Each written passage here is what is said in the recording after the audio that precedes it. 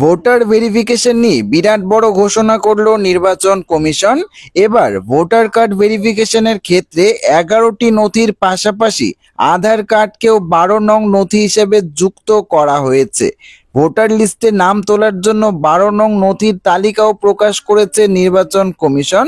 তো বন্ধুরা, voter verification নিয়ে কি জানিয়েছে নির্বাচন কমিশন, পাশাপাশি এসআইআর এর জন্য কি কি ডকুমেন্ট লাগবে, সমস্ত কিছু একদমই বিস্তারিত জানিয়ে দেব এই ভিডিওটিতে। তো অবশ্যই ভিডিওটিতে আপনারা প্রত্যেকেই শুরু থেকে শেষ পর্যন্ত সঙ্গে থাকবেন। নাগরিকত্বের প্রমাণ না হলেও আধার কার্ড বৈধ পরিচয়পত্র, এমনটাই কিন্তু জানিয়েছিল নির্বাচন কমিশন। এই পর্যবেক্ষণেই বিহারে এসআইআর মামলায় বড় নির্দেশ দিয়েছে সুপ্রিম কোর্ট। জাতীয় নির্বাচন কমিশনকে অর্থাৎ ইলেকশন কমিশন অফ ইন্ডিয়াকে স্পষ্ট বলা হয়েছে, ভোটার তালিকায় নাম নথিভুক্ত করার জন্য আধার কার্ডকে গ্রহণ করতে হবে। এর আগে 11টি নথিকে মান্যতা দেওয়া হয়েছিল। আধার কার্ডকে গৃহীত হয়েছে দ্বাদশ নথি হিসাবে, অর্থাৎ আধার কার্ডকে কিন্তু ভোটার লিস্টে 12 নং নথি হিসাবে যুক্ত করা হয়েছে। পাশাপাশি দেখুন এখানে কি বলা রয়েছে, দেশের শীর্ষ আদালতে এই রায়কে বিজেপি তথা কেন্দ্রীয় বিরোধী রাজনৈতিক দলগুলি নিজেদের জয় হিসেবে দেখছেন, কারণ আধার কার্ডকে আদৌ নথি হিসেবে গ্রহণ করা যায় কিনা তা নিয়ে তর্ক বিতর্ক চলছে। সর্বশেষে 11টি নথিকে সামনে রেখে সুপ্রিম কোর্টের বক্তব্য ছিল, পাসপোর্ট এবং জন্ম শংসাপত্র ছাড়া কোনোটি নাগরিকত্বের চূড়ান্ত প্রমাণ নয়, তাই আধার কার্ডকে অন্তর্ভুক্ত করা যেতেই পারে এই 11টি তালিকার লিস্টে।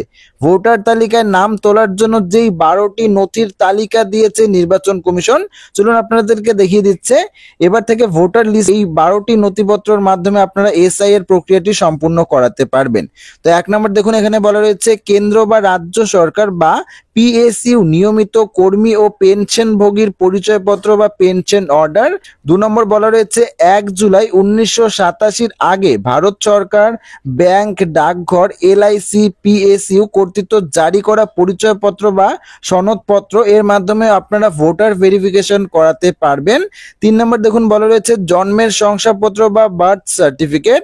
4 নম্বর পাসপোর্ট। 5 নম্বর বলা রয়েছে, মাধ্যমিক বা সমমানের শিক্ষাগত শংসাপত্র। 6 নম্বর বলা রয়েছে, রাজ্য সরকারের দেওয়া স্থায়ী বসবাসের শংসাপত্র। 7 নম্বর বলা রয়েছে, বন অধিকারিকের শংসাপত্র।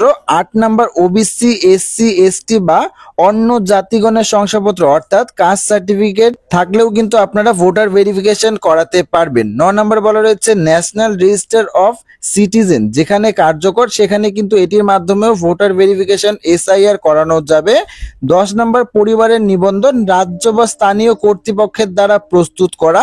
11 নম্বর বলা রয়েছে, সরকারি জমি বা বাড়ির বরাদ্দপত্র অর্থাৎ জমির দলিল বা অন্য কোনো ডকুমেন্টসের মাধ্যমেও কিন্তু আপনারা ভোটার ভেরিফিকেশন করাতে পারবেন। এবার এই 11টি ডকুমেন্টসের পাশাপাশি 12 নং নথি হিসেবে কিন্তু আধার কার্ডকেও মান্যতা দেওয়া হয়েছে, এমনটাই কিন্তু জানিয়েছে নির্বাচন কমিশন। পাশাপাশি এখানে আরো বলা রয়েছে, বিহারের পর বাংলা সহ প্রায় সব রাজ্যেই এসআইআর হতে পারে, এমনই কিন্তু ইঙ্গিত মিলছে। দুর্গাপুজো শেষ হলেই তা শুরু করতে পারে বলে মনে করা হচ্ছে।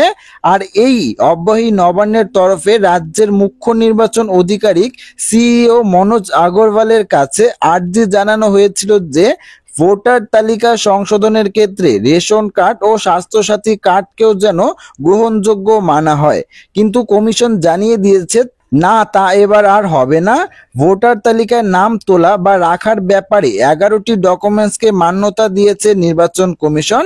পাশাপাশি সুপ্রিম কোর্টের নির্দেশে তাতে আধার কার্ডকেও কিন্তু যুক্ত করা হয়েছে।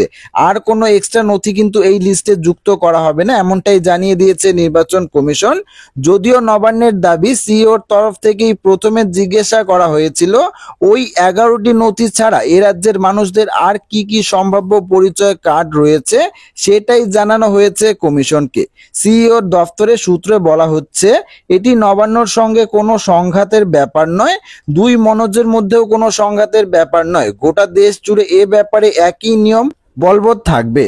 তো বন্ধুরা, বুঝতেই পারছেন সারা ভারতবর্ষে যে ভোটার ভেরিফিকেশন হতে চলেছে, এসআইআর হতে চলেছে, সেই এসআইআর এর ক্ষেত্রে নির্বাচন কমিশনের তরফ থেকে কিন্তু 11টি নথিপত্রের একটি লিস্ট দেওয়া হয়েছিল। এবার সুপ্রিম কোর্টের নির্দেশে তাতে এই 11টি ডকুমেন্টসের পাশাপাশি ভোটার কার্ডকেও কিন্তু যোগ্য নথি হিসেবে যুক্ত করা হয়েছে। এবার থেকে আপনারা কিন্তু আধার কার্ডের মাধ্যমেও কিন্তু ভোটার ভেরিফিকেশন বা এসআই এর প্রক্রিয়াটি সম্পূর্ণ করাতে পারবেন। তো আশা করছি ভিডিওটি সবারই ভালো লেগেছে। ভিডিওটি ভালো লাগলে ভিডিওটিতে একটি লাইক করবেন, চ্যানেলটিকে সাবস্ক্রাইব করবেন এবং কমেন্ট বক্সে আপনাদের মতামত অবশ্যই জানিয়ে যাবেন। ধন্যবাদ।